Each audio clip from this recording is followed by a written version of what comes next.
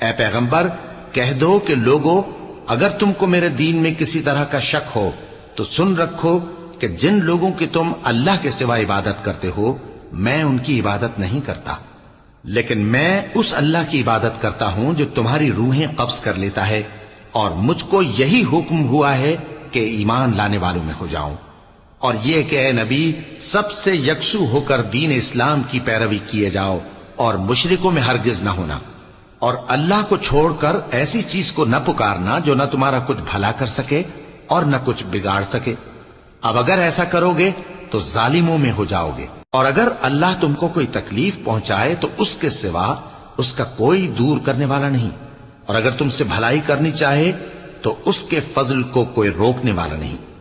وہ اپنے بندوں میں سے جسے چاہتا ہے فائدہ پہنچاتا ہے، اور وہ بخشنے والا ہے، مہربان ہے۔ کہہ دو کہ لوگوں تمہارے